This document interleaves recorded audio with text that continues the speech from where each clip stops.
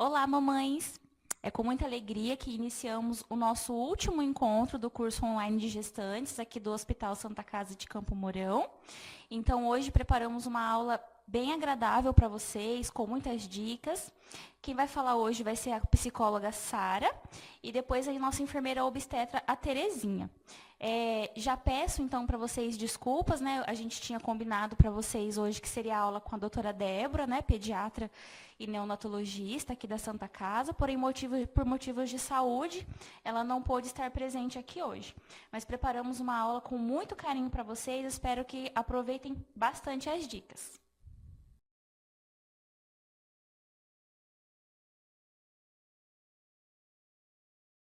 Olá, tudo bem? Eu sou a Sara, sou psicóloga. Faço atendimentos aqui na ala materno-infantil da Santa Casa de Campo Mourão e hoje eu vim aqui para conversar com vocês sobre a saúde mental no período da gestação e também no período puerperal. Então, é importante a gente falar o que é o puerpério, né? O puerpério envolve desde o nascimento do bebê até 45 dias após o parto. Então, no período da gestação e no pós-parto, também no puerpério, muitas vivências em saúde mental acontecem na vida dessa mulher. E isso vai depender muito da experiência e da vivência de cada pessoa. Então, existem muitas quebras de expectativas em relação aos planos que se tem, às vezes em relação à gestação, em relação ao parto, em relação à evolução do bebê no pós-parto também. E isso, né, gera impactos na vida dessa mulher e dessa família. Outros fatores que merecem atenção dos profissionais que prestam assistência a essa paciente e também à família é em relação à imagem corporal que essa mulher vai construir em relação a ela no pós-parto, a sensação de insegurança nos cuidados, né, com o filho e também em assumir os papéis que antes assumia e diante da maternidade ficam um pouco mais difíceis de ser administrados. Então, um do período que a gente pouco falado é o baby blues, ou a tristeza puerperal. Ela envolve um período muito comum, uma situação muito comum de acontecer com as gestantes e puérperas, na verdade com as puérperas, acontece a partir do segundo a terceiro dia pós-parto e pode se estender até a segunda, terceira semana, né, depois do parto. Quais são os sintomas que aparecem nesse período? Então, é a questão da tristeza, né, de um choro fácil, irritabilidade, reações emocionais que antes não eram habituais passam a acontecer e muitas vezes isso é confundido com sintomas de depressão pós-parto. Mas dentro desse período a gente chama de uma reação emocional comum e esperada. Então, não necessariamente é preciso buscar um atendimento médico, um atendimento psicológico para esse período. Muitas vezes a rede de apoio, a família, os amigos são suficientes como suporte nesse momento para essa puérpera passar por esse processo. Já a depressão pós-parto, ela é um diagnóstico clínico, um diagnóstico médico. E ela, então, é quando esse sentimento, né, envolve, além de um prolongamento dessa vivência, desses primeiros dias, também uma intensidade maior. Então, muitas vezes, a mulher deixa de sentir prazer em atividades que antes eram prazerosas, passa a se sentir mais triste, perde interesse em cuidar do filho, perde interesse na relação familiar, e sente o sentimento de culpa, de ansiedade, o choro fácil e muitas vezes o sentimento de infelicidade mesmo, de não encontrar nada de bom nessa vivência que ela está tendo. Isso a gente pode, né, pensar aí na depressão pós-parto, mas como eu falei, essa questão é um diagnóstico clínico médico, então é preciso buscar o atendimento médico nesse momento. Um sinal de atenção, a gente não precisa achar que toda mulher que está exausta, ela está deprimida, né? A vivência do pós-parto, ela é uma vivência muito intensa, então a exaustão, ela é um sentimento muito esperado nesse período. O que acontece é essa exaustão se perpetuar ao longo do tempo, tá? Esse quadro de ansiedade se tornar aí, muitas vezes, um quadro mais agravado. Então, nesse caso, buscar o serviço de saúde para, então, encaminhamento ali para a equipe médica ou para a equipe de psicologia fazer um atendimento para essa paciente. Um outro transtorno que pode surgir aí no período puerperal é a psicose puerperal. Ela é uma manifestação mais rara, vai atingir 1 a cada 5 puérperas, e ela envolve realmente sintomas de alucinação, alteração do sono, delírios e muitas vezes o comportamento de agressividade. É muito importante, nesses casos, o atendimento médico, né, para conseguir aí fazer o controle dos sintomas diante dos riscos que a mulher se põe e põe também o bebê. Então, nesses casos, não há o que fazer a não ser buscar o atendimento médico.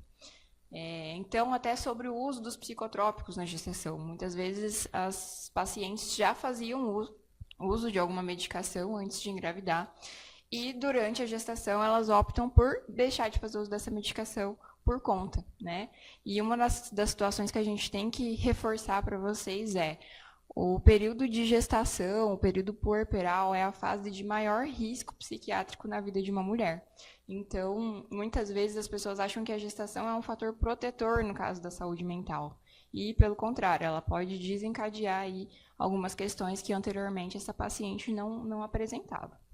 Então, se você já faz uso de alguma medicação ou se você passar a apresentar alguns sintomas em relação à saúde mental que você não tinha, é importante conversar com o seu obstetra, conversar com o psiquiatra para reajustar uma medicação, adicionar uma medicação para que você consiga manter os sintomas controlados, né? Para não existir uma crise diante da suspensão dessa medicação de uma hora para outra, tá?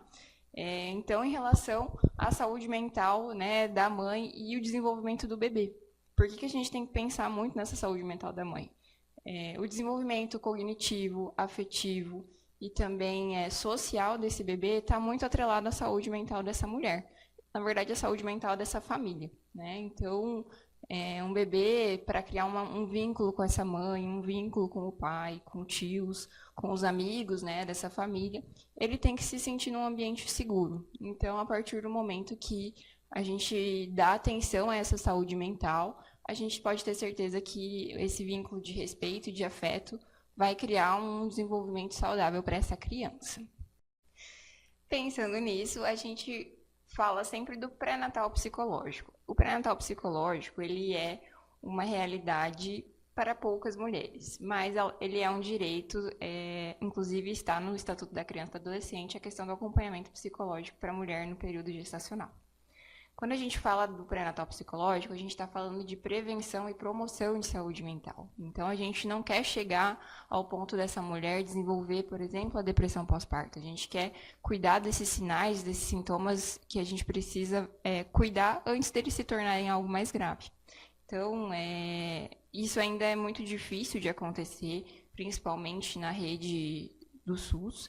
Mas, né, por exemplo, aqui dentro da instituição, o serviço de psicologia está sempre disposto a atender e fazer os encaminhamentos necessários para a rede, para a gente pensar aí nessa situação de prevenção e promoção da saúde dessa mulher. Tá? E um pouquinho que eu queria falar agora é sobre a rede de apoio, né? Então, a família, os amigos, qual é a função dessa rede de apoio no momento da gestação e no momento do pós-parto? A ideia é que vocês sejam pessoas de confiança para essa mulher, que ela consiga compartilhar os seus sentimentos, as suas vivências, os seus medos, né? Além de vocês conseguirem estabelecer aí um espaço para essa mulher ter o autocuidado. Então, uma mulher que está amamentando, se recuperando de uma cesárea, muitas vezes ela vai deixar de lado o autocuidado, o banho mais demorado, o sono, né? Tudo isso vai ficar de lado. E por isso a rede de apoio é tão importante. Então, eu costumo falar que os amigos e a família precisam assumir as tarefas que essa mulher está querendo dar conta e não consegue. Então, por exemplo, limpar a casa, lavar uma louça, fazer comida. Todas essas funções são funções que a família, o companheiro, deve assumir para si, né? Eu sei que muitas vezes a família chega para visitar e quer ajudar nos cuidados com o bebê. Mas nesse momento do puerpério é fundamental a gente deixar essa mulher fazer esses cuidados para que ela consiga realmente criar uma vinculação com essa criança, né? Esse período do pós-parto ele é muito importante para esse estabelecimento de vínculo. Então, acredito que nos momentos de insegurança, a família realmente precisa ajudar nesses cuidados com a criança, mas de preferência de uma maneira que deixe essa mulher ter autonomia em relação a esses cuidados. Eu trouxe aqui também 4 verdades sobre a maternidade, que são verdades que são pouco faladas, né? Então, acho que a primeira delas, e a mais importante também, é que ser mãe é aprender constantemente. Então, a gente tem que tirar essa ideia de que a maternidade é algo instintivo, que todo mundo, né, a mulher nasce sabendo ser mãe. Ser mãe é uma questão aprendida, amar o seu filho é uma questão que a gente aprende também. E não existe uma mãe perfeita. As mães vão se moldando na relação com seus filhos, diante das necessidades que essa criança apresenta, vocês vão suprindo essas necessidades e aí construindo também a relação mãe e filho. A terceira verdade é que vão existir conflitos conjugais. Nesse momento, muitas vezes, o primeiro relacionamento que se estremece é o relacionamento homem-mulher, né? Os companheiros, porque a mulher se volta realmente ao cuidado com a criança e isso deixa de lado um pouco a relação conjugal.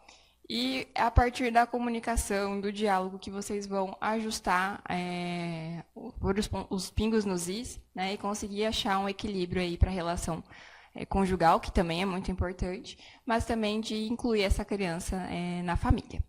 A quarta verdade é que uma gestação nunca vai ser igual a outra. Então, muitas vezes, tanto nos aspectos positivos quanto nos aspectos negativos, uma mulher não quer engravidar porque, né, a gestação anterior foi muito traumática. E, às vezes, a segunda gestação vai vir de uma maneira muito leve, muito tranquila, que não vai ter nada a ver com a primeira. Assim como as dificuldades, né, podem surgir. Às vezes, a primeira gestação foi muito tranquila, um parto tranquilo, um parto rápido, uma recuperação tranquila do bebê também, uma alta para casa muito rápida.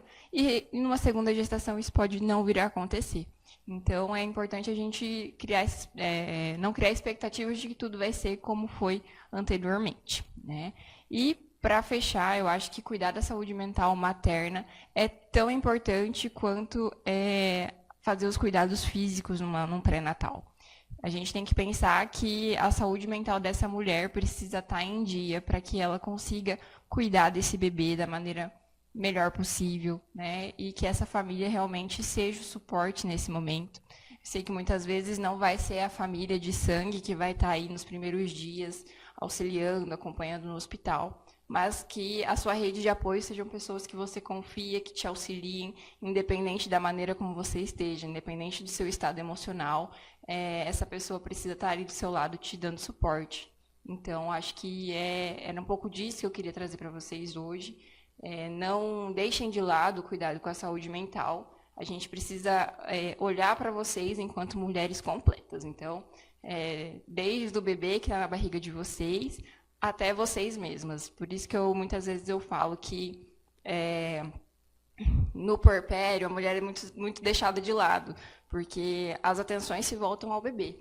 Então, eu até faço esse pedido para as redes de apoio de mulheres no pós-parto, que olhem para essa mulher também. Ela precisa, às vezes, de mais olhar do que esse bebê. Tá bem?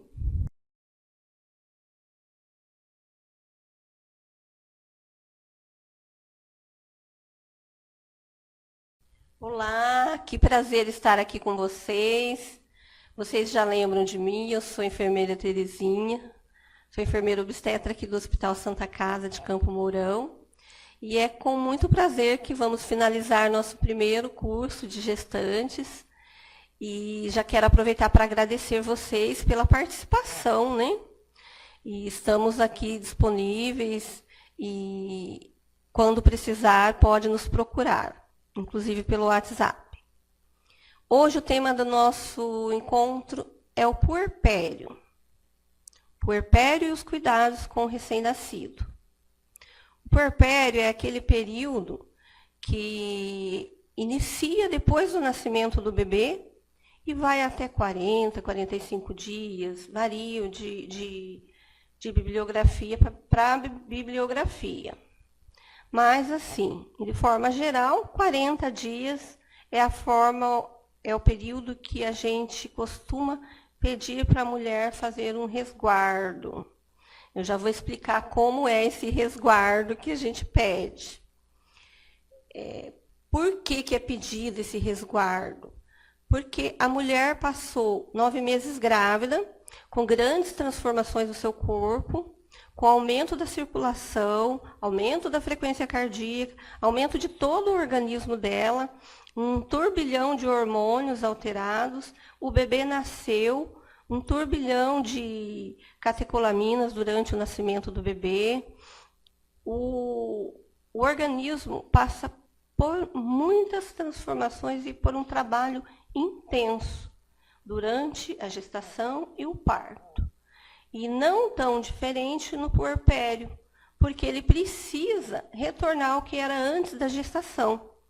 Então, com isso, a mulher vai passar por um período de homeostasia. O que seria isso? A homeostasia é o trabalho do organismo para voltar a trabalhar normal, como antes da gestação.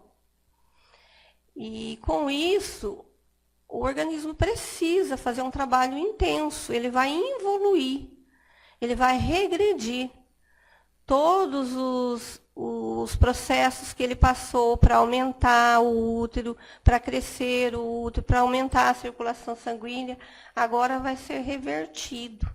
Então, o útero precisa voltar ao tamanho normal, a circulação sanguínea precisa voltar à quantidade normal, e a intensidade do trabalho do organismo, ela aumenta muito.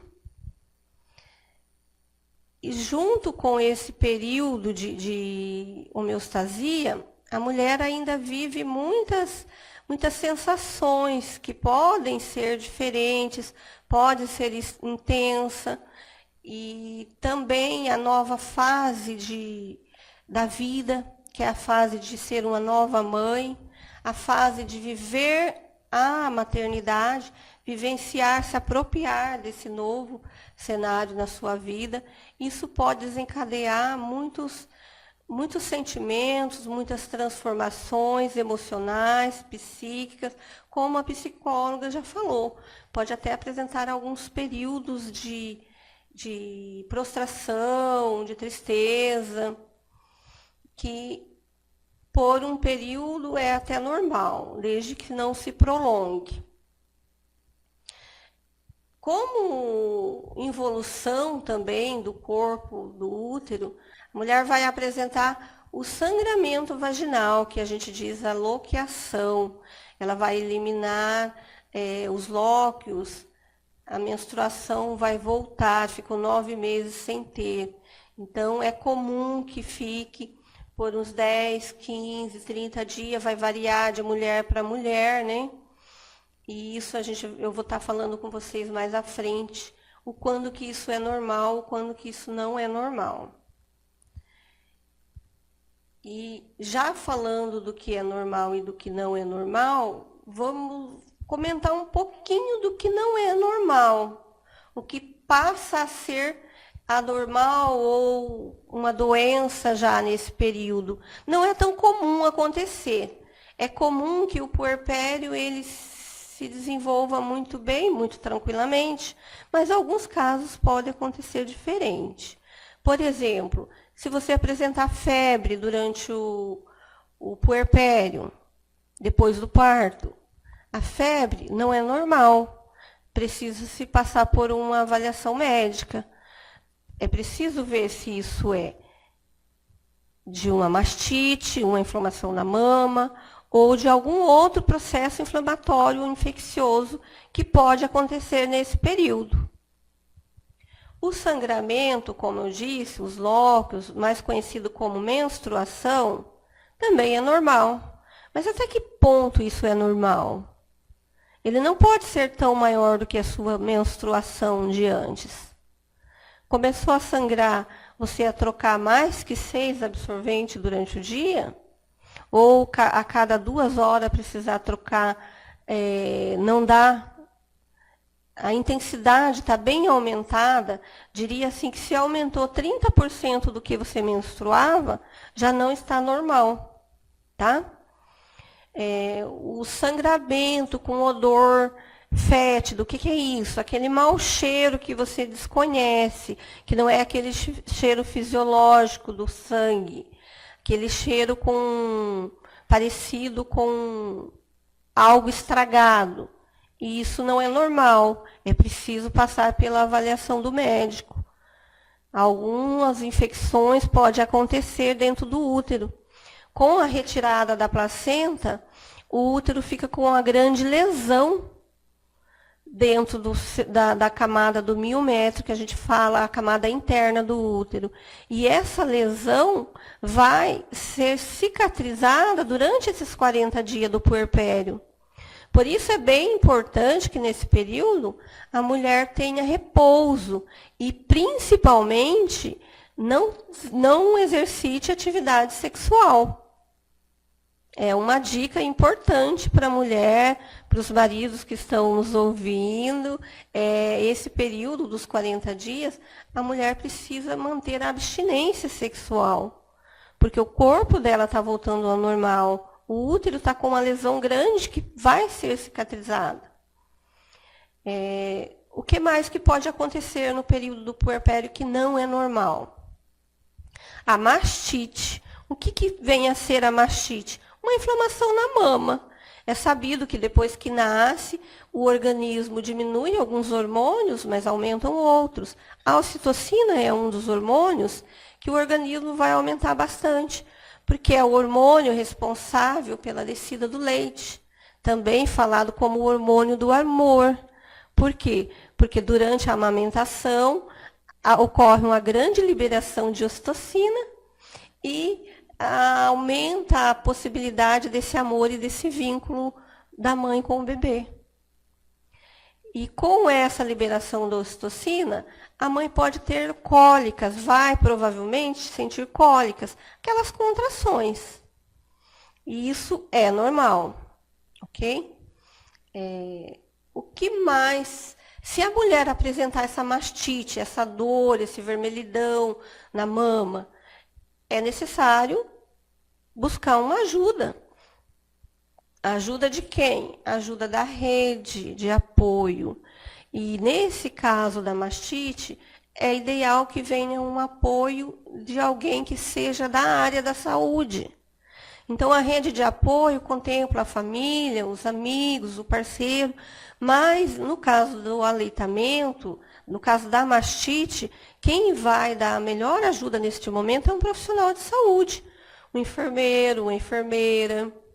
Então, aqui no Hospital Santa Casa, a gente tem o banco de leite que faz esse trabalho muito bem, com um desempenho assim, extraordinário.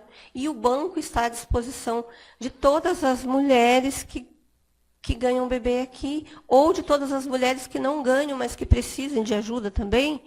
Aqui na cidade de Campo Mourão, a gente tem a equipe que faz a visita lá e dá essa ajuda. E na região ou em qualquer outra cidade que precise de ajuda, a gente atende pelo WhatsApp, que está aqui no slide, vai ficar ali no slide, e vocês poderão estar retirando suas dúvidas e tendo acesso a essa ajuda, a esse apoio da rede. Também no puerpério, eu vou dar mais algumas orientações importantes. Reserve um tempo para você, para a mãe.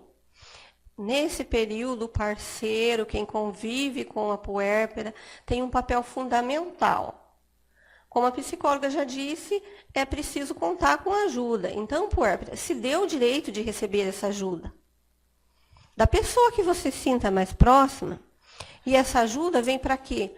Para cuidar dos seus afazeres que antes você fazia e que agora você não pode.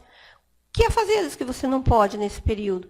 Os afazeres que exigem esforço físico, porque é um período que o seu organismo precisa de repouso.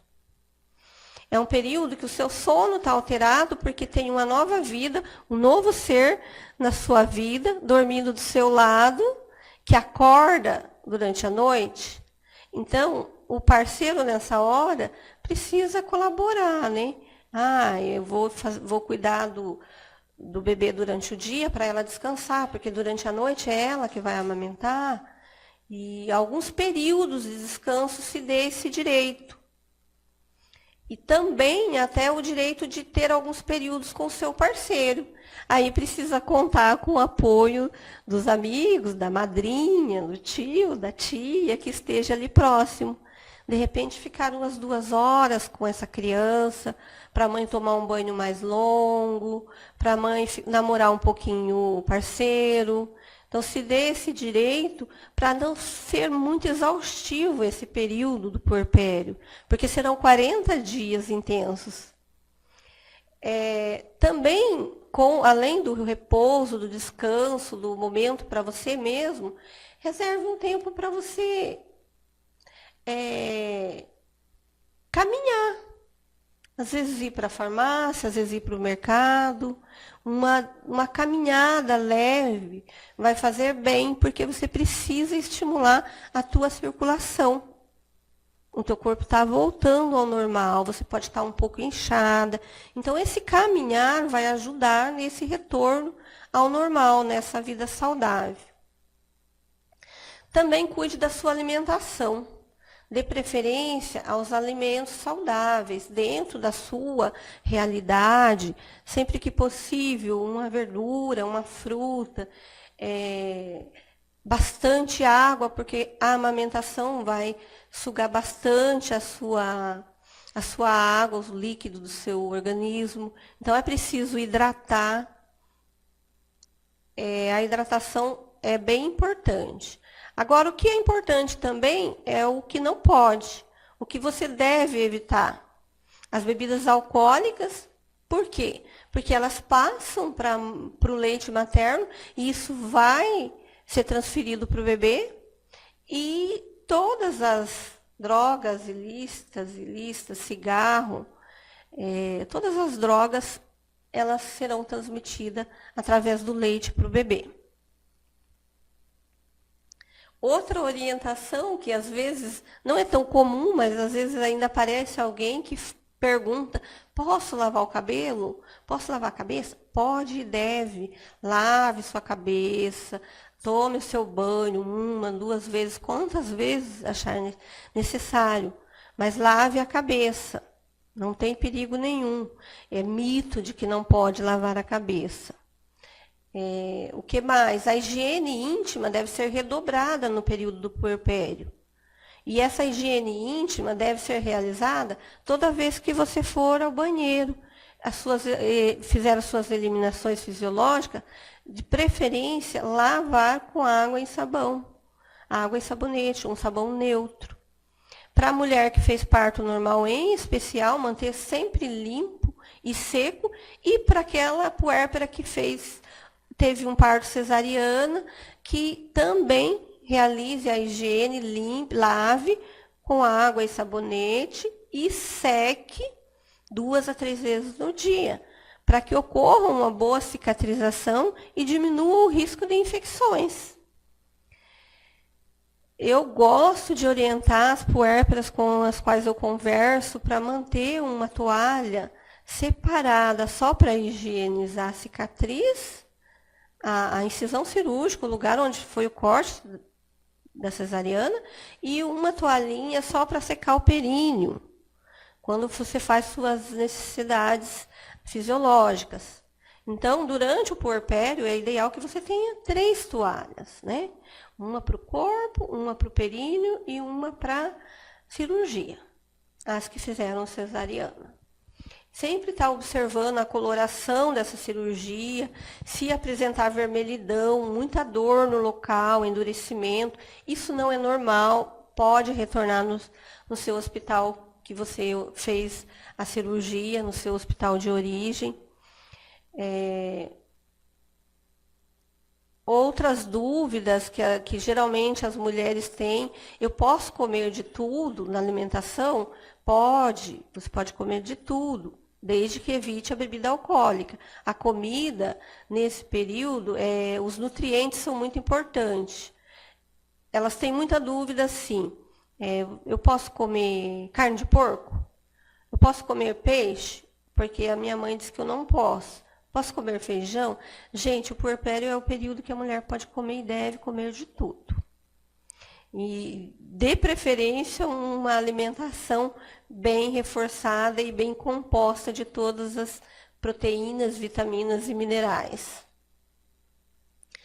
Outro cuidado que eu Gosto de lembrar as puérperas antes de ir para casa, que eu sempre falo nas minhas orientações de alta aqui no hospital, é da hora da amamentação, sabe?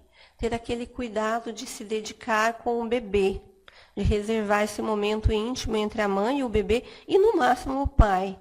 Não é um momento de ter relação na mídia, de estar interagindo no direct, no Insta, no WhatsApp. Então, esse momento deve ser reservado só para a mãe e para o bebê, para a amamentação. É um momento de liberação de hormônio, é um momento de promoção de vínculo, é um momento de estabilização do sistema neurológico da criança, do sistema psíquico da criança. Então, é um momento de extrema importância na vida da criança. E até quando eu devo amamentar e por quanto tempo eu devo amamentar? Até quando você e o seu bebê quiser.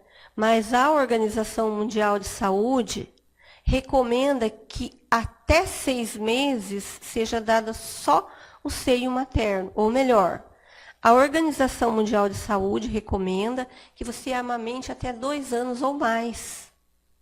Sendo que até 6 meses é o aleitamento materno exclusivo. O que vem a ser o aleitamento materno exclusivo? Seio, mais seio, o bebê quer, mais seio para todos os momentos que o bebê tiver com fome ou com sede. Então, o leite, ele contém tudo que a criança precisa para matar a fome e para matar a sede. Ok? E, inclusive, até para matar para saciar a ansiedade dele quando ele está irritado. Com as mamas, quais os cuidados que você deve ter? Aquele cuidado básico de estar observando se não está ficando dura, se não está vermelha, se não está rachando o mamilo, se não está doendo, porque doer durante as mamadas não é comum, pode acontecer, mas se acontecer você precisa dar ajuda para que não continue aumentando essa dor, esse rachado, essa fissura, não pode aumentar porque isso vai atrapalhar a amamentação. Então, busque ajuda nesse caso. Busque o apoio. O que mais que é importante? Você definir qual método contraceptivo que você vai usar. Porque durante o puerpério você vai abster da relação sexual. Pelo menos é o recomendado. Mas é o momento de definir o que você vai usar para prevenir uma nova gestação. Nesse período, o seu corpo e o bebê precisam de você, então não é o momento ideal para se ter uma nova gravidez. Então, é o momento de decidir se vai usar um DIU, ou se vai usar uma pílula, um método injetável, ou se até o parceiro que vai utilizar um outro método de prevenção. Hoje nós temos os implantes intradérmicos também, há quem faça por essa opção, porém eu gosto de estar lembrando a todas que o preservativo, além de ser um método contraceptivo, ele previne algumas doenças sexualmente transmissíveis. E algumas puérperas me falam, mas eu só tenho meu marido, eu não preciso de usar preservativo. Existem algumas doenças sexualmente transmissíveis. No caso, a candidíase, não é de outra mulher que o seu marido vai pegar. A candidíase se desenvolve no próprio corpo da mulher, da flora vaginal dela mesma. Então, no período que você está com candidíase, você mesmo pode se recontaminar com seu próprio marido. Então, o preservativo vai estar prevenindo não só de doenças infecciosas que podem ser contraídas com outros parceiros, com outras parceiras, mas da própria doença que você mesmo pode ter e se desenvolver por um processo imunológico, por um momento que sua imunidade baixa, e isso se desenvolve por você mesmo. Então, o preservativo, tanto masculino quanto feminino, é um método muito, muito bom também. Agora vamos falar um pouquinho do cuidado com o recém-nascido. O recém-nascido costuma ser muito visto, né, por todos, os amigos, a família. E esse é o período em que a gente pensa muito na criança também, mas que a mãe nunca deve ser deixada de lado, né? Em casa, quais são os cuidados que precisamos ter com o recém-nascido? É o momento de acolher a criança, de aconchegar e de conhecer. Porque você, mãe, conhece um pouquinho do seu filho já no útero. Quais são os momentos que ele acorda, que ele mexia mais na barriga, chutava, os momentos que ficava mais quietinho. Só que agora ele também está passando por um período de homeostasia. Ele está se adaptando a uma vida nova, fora do útero. Agora ele também vai ter que se esforçar para ganhar alimento, se esforçar para respirar, tudo por si mesmo. Então, é o momento de você conhecer como que ele vai reagir a essa vida extrauterina e acolher ele. Mantenha o ambiente da sua casa o mais silencioso possível.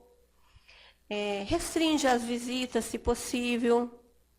Por pelo menos esses 40 dias, seria um momento de adaptação da mãe, do bebê, da família.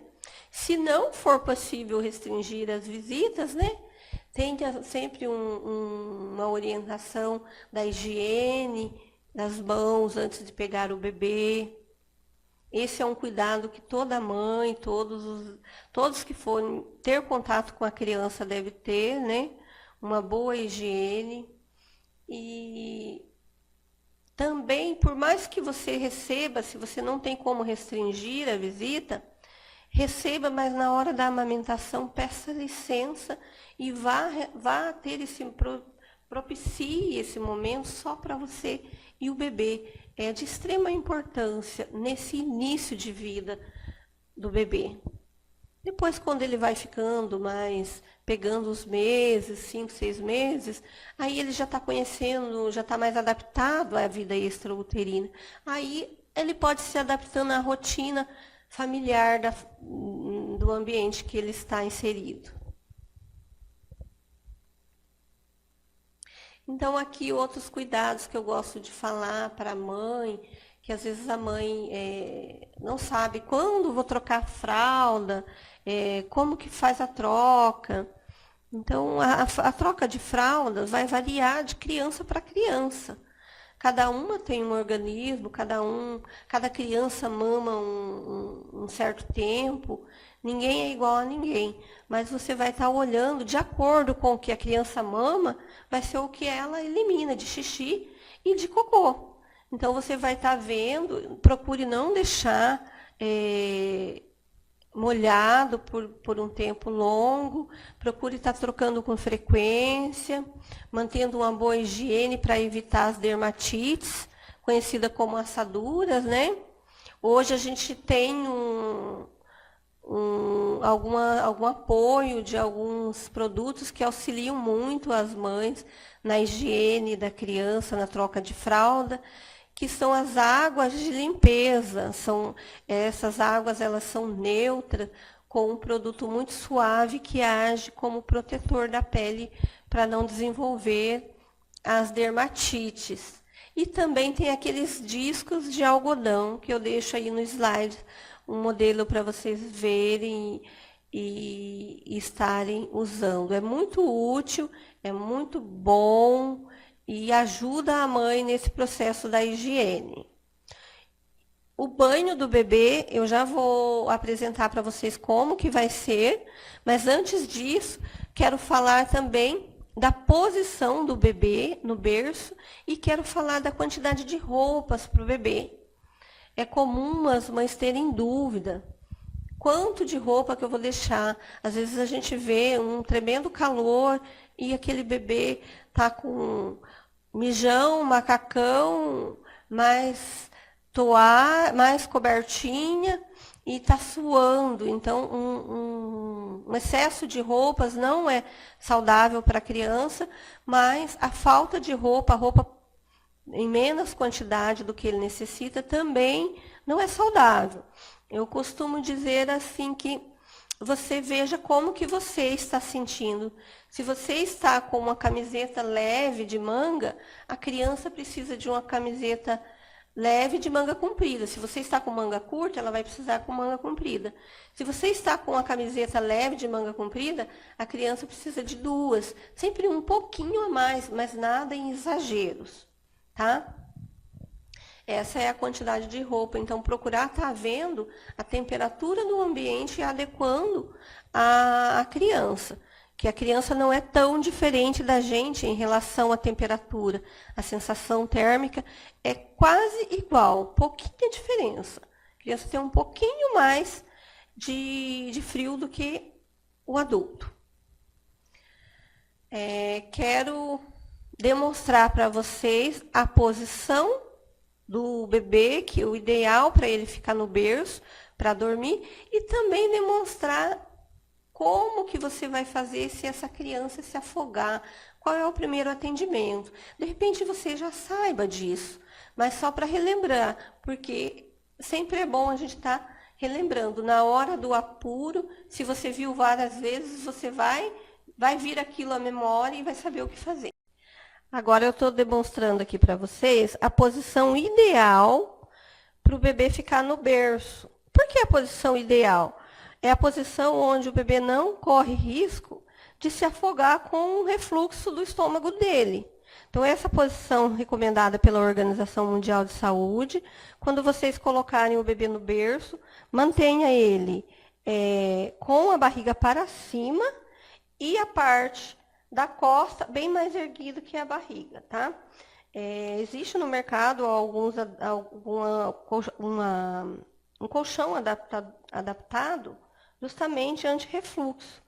Aqui a gente improvisou, mas está bem visível que o bebê está numa posição semi-sentado para ele não cair, para ele não escorregar para baixo. Você pode usar o ninho, providenciar um ninho aí com um cobertorzinho para ele ficar aconchegado. Para ser mais precisa e mais clara, a posição que o bebê fica no bebê conforto é a posição que ele deve ficar no berço, nos primeiros dias de vida, para estar evitando esse afogamento, esse refluxo durante o sono dele. Agora, quero passar uma outra dica. Caso a criança se afogue e precise do atendimento, o atendimento tem que ser na hora que você viu que a criança está ficando um pouco, parou com a respiração, começa a ficar pálida e depois escurece a boquinha, é porque ela está afogada. Então, a primeira coisa que você vai fazer é pegar a criança, né, e virar essa criança com a barriga para baixo. A gente fala de bruços, né? As pessoas falam de bruços. E com o movimento da mão, você vai pressionar para frente, entre os dois ombros. Isso é bem divulgado já por todos os socorristas, pela Organização Mundial de Saúde, pela comunidade Sociedade de Pediatria, mas eu gosto de estar relembrando e passando isso para todas as mães. Na hora que o bebê se afogou, não erga para cima, não assopre, não faça outra coisa a não ser virar com a barriguinha para baixo e dar as palmadinhas entre os dois ombros. Muitas vezes, só pelo fato de você virar a criança aqui para baixo, ela já desafoga e já chora. A partir do momento que ela chorou, é porque já desobstruiu a via aérea dela, então ela já desafogou. Aí você pode virar ela, olhar se tem alguma secreção na boca, está limpando, e depois que você já prestou o atendimento para a criança, você pode estar levando para um atendimento médico. Se quiser chorar, você chora. Se quiser tremer, você treme. Mas no momento do atendimento, você precisa ter atitude. No momento que a criança precisa, Você precisa ter a coragem de dar esse primeiro atendimento. Se tiver alguém perto e puder pedir para ir chamando o SAMU, muitas vezes, quando é um caso mais grave, que não é só o afogamento, que a criança já está fazendo um estado mais grave de parada cardíaca, aí o SAMU vai estar orientando por telefone o que você vai fazendo, como que você vai fazendo a massagem cardíaca. Mas, a princípio, vocês sabendo esse desafogamento, com certeza pode salvar a vida do seu bebê. Então, pessoal, vamos agora para a aula prática do banho do recém-nascido. Esse é um banho humanizado. O banho humanizado é aquele banho que é dado de preferência pela mãe, porque a criança está em fase de adaptação na vida extrauterina, e quem que ela reconhece como seguro para ela? A mãe. Então, a mãe deve dar o banho enrolado o bebê na toalha. O banho humanizado, ele acontece com o bebê enroladinho, para proporcionar para o bebê a sensação de que ele está seguro, como ele estava na vida do intrauterino. Qual que é a quantidade ideal de água? A quantidade ideal de água, sempre quanto mais água, melhor para a criança, porque ela vai sentir como se fosse o líquido amniótico. Mas eu sempre recomendo, por uma questão de segurança, para a mãe colocar metade da banheira. Porque fica fácil para ela estar cuidando do bebê, para não estar indo a água na boquinha da criança, e não correr o risco de afogar a criança. Então, metade é suficiente. Qual a temperatura ideal para o bebê? A temperatura ideal depende da temperatura ambiental. Então, é bom você fazer o teste com essa parte do seu braço. Com essa parte aqui, não com o dedo, tá? Essa parte onde é mais sensível da mãe. Ou entre 37 graus, entre 35 e 37 graus de temperatura. Tem as mães que têm o termômetro e querem medir, preferem medir, tranquilo. As que não, que são mais práticas, querem usar o próprio tato da mãe, só faço questão de frisar para colocar o pulso, então, na água. Sentiu que tá bom para você, tá bom para o bebê. Como que vamos começar o banho humanizado? A mãe pega o bebê aqui, ó, segura com o braço e tem os discos de algodão. Você vai começar a higiene pelo rosto da criança. Então, você passa os discos de algodão primeiro no olhinho, sem sabão, depois no outro olhinho. Os primeiros banhos devem ser rápidos, o ambiente deve estar sem saída de ar, as portas e janelas fechadas, e deve ser iniciado pelo rostinho. Limpa bem a boquinha. Aí você vem pro sabão. O sabão neutro, de preferência, é o mais adequado para a pele do recém-nascido. E com o sabão aí você já começa a lavar a cabecinha. Aí com o disco de algodão você passa atrás da orelha. Se conseguir deixar as mãos assim dentro do canal auditivo, para não ficar entrando muita água nos primeiros dias, é bom. E aí, com o sabão, você lava mais a parte de trás, da cabeça, faz movimentos circulares e, em seguida, já enxagou essa cabecinha. Terminei de lavar o rosto e a cabeça, eu já posso secar. Então, eu mantenho a toalha do lado e já seco. O recém-nascido, ele tem a fontanela, conhecida popularmente como moleira. Então, essa fontanela, ali passam vasos sanguíneos. E a criança não pode passar frio nesse local. Então, por isso é importante já secar para não ocorrer uma vasoconstrição, um frio aqui. Depois que eu lavei a cabecinha, aí eu vou fazer a imersão da criança na água. Enroladinha. Essa aguinha morna vai fazer com que ele sinta-se confortável. Às vezes, ele pode chorar. Então, veja que eu estou segurando a cabeça fora da água. Eu vou emergir, vou colocar só o corpo da criança na água. Então, aqui, a criança vai sentir aquele calorzinho, vai ter aquela sensação do líquido amniótico novamente. Aos poucos, você vai abrindo e lavando a criança.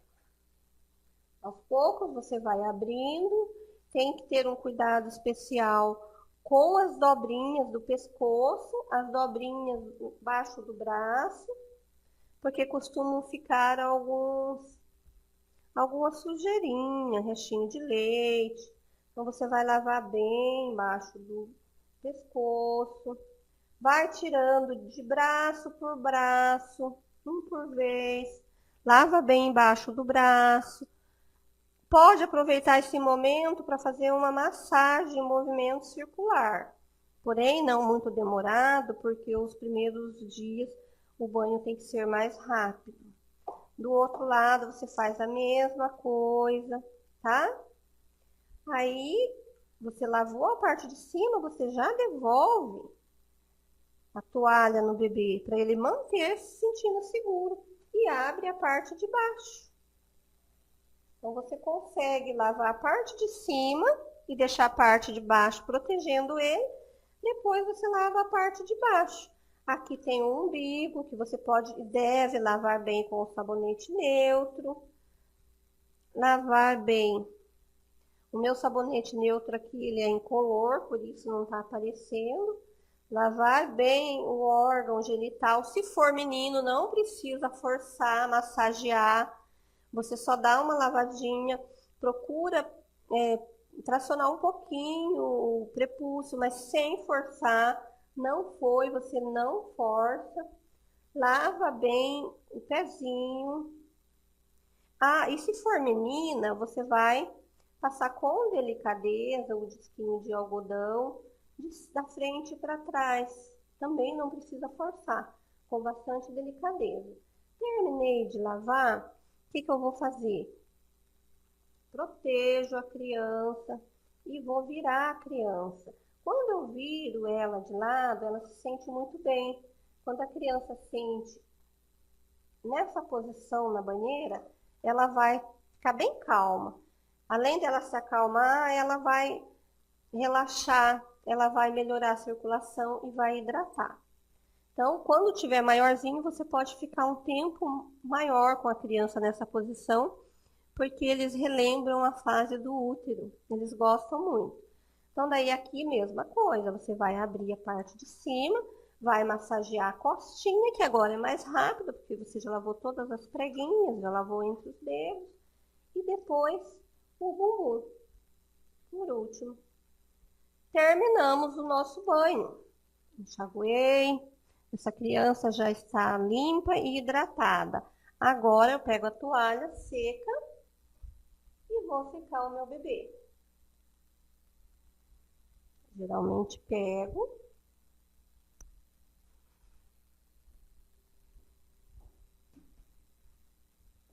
Mesma coisa.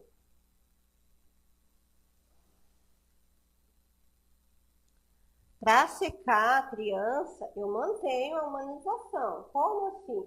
Mantenho cobertinho a parte de cima da criança com a toalha e venho fazer os cuidados aqui na parte de baixo. Por que primeiro na parte de baixo? Esse bebê pode fazer xixi na minha toalha. Então, eu já venho com a fraldinha, já sequei aqui a parte de baixo e já venho com a fraldinha para proteger caso ele venha a fazer xixi. Então, coloco a fraldinha, seco bem na juntinha, na virilha e vou para a higiene do poto umbilical, antes de fechar a fraldinha. Como que eu vou fazer essa higiene? Vou secar bem, eu já sequei com a toalha, agora eu vou passar em volta do poto umbilical, que é aquela parte que vem, a criança vem para casa com o umbigo, né? Nós chamamos de poto umbilical, costuma cair até 15º dia, 2 semanas de vida cai. Nesse período, a mãe vai ter que cuidar em casa, depois do banho e mais umas 2 vezes por dia, fazer essa higiene com álcool 70 para cicatrizar e cair. Então, eu vou pegar esse álcool 70 e passar bem em volta, próximo à barriga. E posso fechar a fralda, deixando de preferência o coto umbilical fora da fralda. E assim ele vai secar mais rápido e vai cair mais rápido. Então, fecho a minha fralda, coloco a meia, as extremidades do RN devem ser protegidas, tanto a cabeça quanto os pés e as mãozinhas. E vou colocar já o pijaminha da parte de baixo, né? Veja que durante esse tempo que eu tô cuidando e vestindo ele na parte de baixo, a parte de cima não está, a criança não está sem proteção, porque se ela tiver sem nada em cima do tórax dela, ela vai começar a chorar e ficar bastante irritada, porque ela se sente desprotegida. Terminei de vestir a parte de baixo, agora sim eu vou vestir a parte de cima. Vamos pôr aqui, primeira cabecinha. Um detalhe importante para estar relembrando as mães é que na hora de pôr a fralda, ter aquele cuidado para não erguer muito a perna da criança. Porque se eu forçar muito a perna da criança contra a barriga, eu posso estar forçando, pressionando o estômago e provocando um refluxo na criança. Então aqui a manguinha é o que dá mais trabalho no cuidado quando se fala em troca de roupa do bebê. Então a gente tem esse jeitinho de colocar tudo de uma vez. Juntar toda a manguinha em uma parte só da mão da gente para pôr de uma vez, para poupar a criança desse desgaste.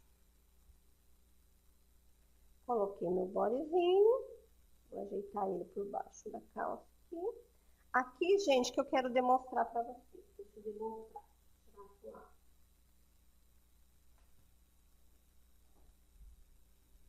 Quando eu vou fazer a troca da fralda, deixa eu tirar para demonstrar para vocês. Ou a higiene, ou vou pôr, eu nunca dobrar a perna da criança. As nossas avós, nossas mães, costumavam fazer esse movimento. Isso não é mais orientado, porque esse movimento pressiona o estômago da criança e pode provocar um refluxo. A criança pode até se afogar com isso, até porque ela está reta. Então, a gente orienta a erguer só até aqui, ou tá virando, se você quer trocar a parte, fazer a higiene do lado de cá, você tá virando, tá? Virando do lado, sem forçar muito a perna da criança contra a barriga.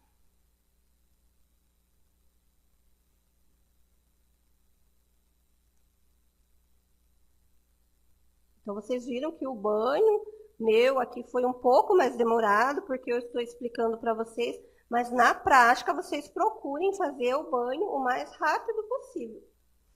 Quem tem como manter um aquecedor no local do banho da criança é o ideal, né? Nesse período de inverno, principalmente.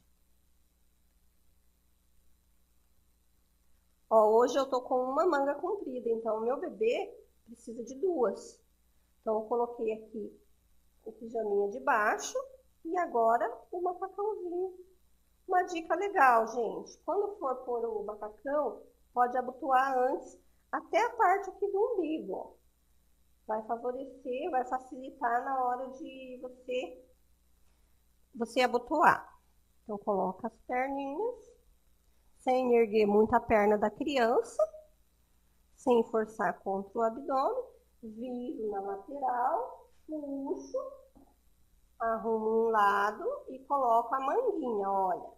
Sempre juntando toda a manguinha nos meus dedos, porque fica fácil, só coloco na mão da criança e puxo. É uma dica, viu, Hélida? Você que vai ter seu bebê logo, vira o bebê e arruma outra manguinha. A mesma coisa, ó. Junto toda a roupinha, esses dedos, isso favorece para colocar a mãozinha da criança, que vai ser mais fácil para puxar. Agora, como os botões de baixo já estão abotoados, facilita, porque eu fiquei só com 2 botões aqui do macacão para abotoar aqui em cima. Dei banho nessa criança, essa criança já está limpa, hidratada, com certeza melhorou a temperatura do bebê, só que agora é um momento que ele pode querer, ou algum outro momento que vocês perceberem que o bebê estiver muito chorão, você pode fazer o envelope, que é um cuidado ou uma dica para as mães fazerem nos primeiros dias de vida da criança. Também vai ajudar a criança a se sentir segura como antes.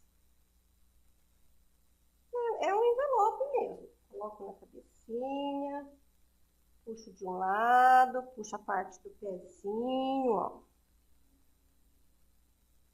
Dobro aqui. Quase como envolver um presente. Por último, faço isso aqui. Então, aqui está o nosso bebê. Limpo e numa posição que ele gosta, envolto na toalha, envolto na coberta, para ele ter aquela sensação de que ele está seguro no mundo aqui fora também. Por hoje é isso, muito obrigada, um grande abraço. Boa noite, mamães. Então, como prometido no nosso primeiro dia do curso, nós vamos sortear 2 brindes, conforme a lista de presença. Então, quem tivesse mais presença nas nossas aulas, né, durante o mês do curso, nós iríamos fazer um sorteio com esses 2 brindes aqui. É um kit mamãe e bebê aqui, né? Temos roupinhas, cobertas, enfim. Então, ao todo, nós tivemos 13 participantes com mais número de presença nos cursos. Então, nós vamos fazer o sorteio pelo sorteador online, conforme vocês estão vendo aí.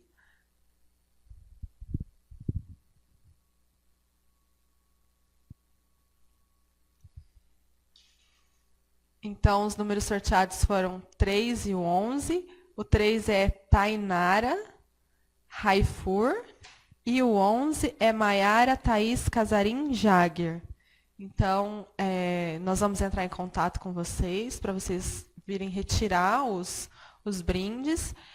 Desde já nós queremos agradecer a presença de vocês, né, no curso, o feedback que vocês nos deram, foi muito importante. Nós teremos mais cursos desse. Como foi o primeiro, nós tivemos alguns contratempos, então tivemos que adiar algumas aulas, mas a gente ficou muito feliz que tivemos bastante mamães, futuras mamães aí presentes no nosso curso, então nós agradecemos e até a próxima. Esperamos vocês aqui quando forem ter os seus bebês.